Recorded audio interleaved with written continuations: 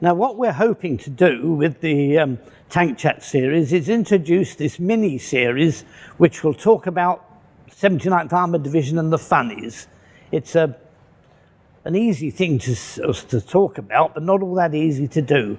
The whole idea of the Funnies is to look at individual tanks, like this Sherman flail behind me, and to look at them from the point of view of what they actually do as funnies. This thing flails for mines, for instance. So we won't be concentrating on the tank so much as the additional bits and pieces that make it a funny. You'll have the flail, you'll have things like the Churchill Avery with the demolition gun fitted to it, and that's the key thing there. Or say a tank like the Ram Kangaroo, which is an armoured personnel carrier. It's an ordinary tank, but with the turret removed. And although that sounds pretty boring, it's quite an interesting vehicle, as a matter of fact. And that's the sort of thing we're hoping to pick up on in this series anyway. Now, the whole business of the Funnies is really tied in with General Sir Percy Hobart, or Major General Hobart, as he was known at the time. Hobart's a strange character. He was actually known as Patrick in the family, and Sir Percy officially. He'd started out in the Royal Engineers in the First World War, and at one point was actually shot down while taking a ride in an aeroplane in the desert, and he was shot down by the Turks and captured. But he was rescued by armoured cars, and it seems that that whole business of the armoured car was one of the influences that brought him into to armoured vehicles at all, because he joined the Tank Corps shortly after the First World War. Now, when he was a youngish officer, say a major or a lieutenant colonel, something like that, he just carried on and did his work as normal. But as he rose in the ranks and became more famous and ended up as a major general, his whole attitude changes. He becomes more dogmatic, more influential. He proposes all sorts of ideas for the use of tanks which were not really fashionable, and they get him into a lot of trouble with his seniors.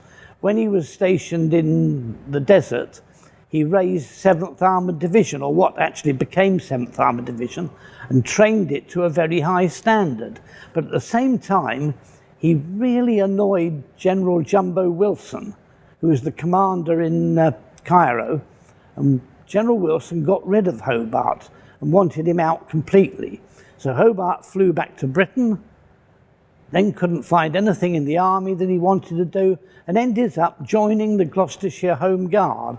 We've actually got the pike he used when he was in the Home Guard here, but he was rescued from that by Winston Churchill, the Prime Minister, who realised that he was a very clever and influential officer and somebody he needed to command a division. So he gets hauled out of the Home Guard and back into regular service.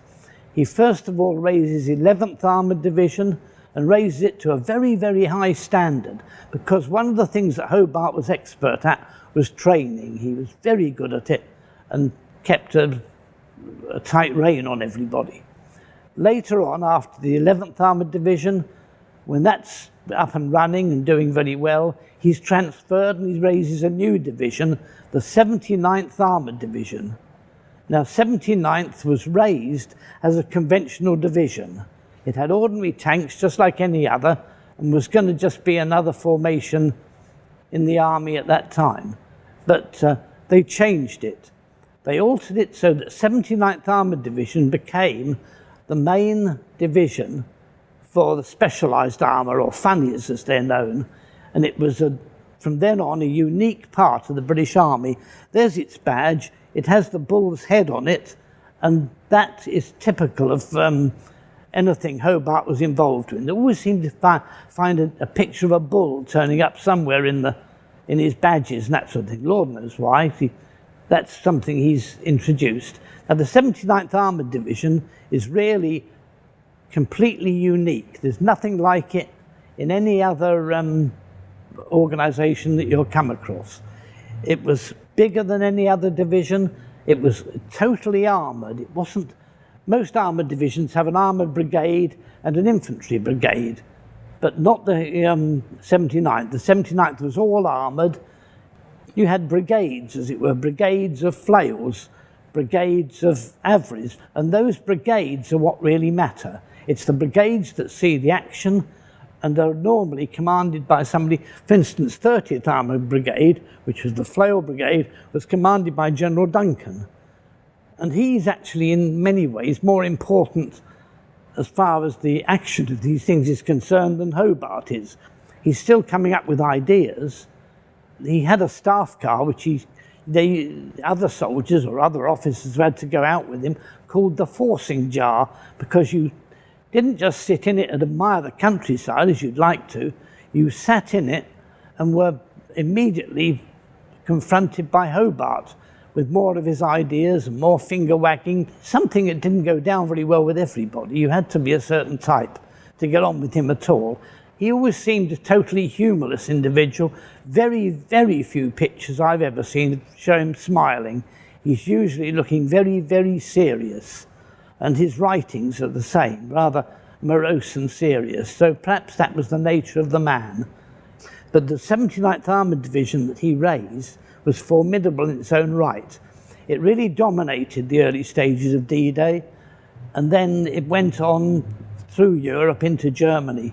But from then on, they always had a liaison officer from the 79th Armoured Division attached to the regiment or division that was borrowing specialised armour, and he had those tanks under his control.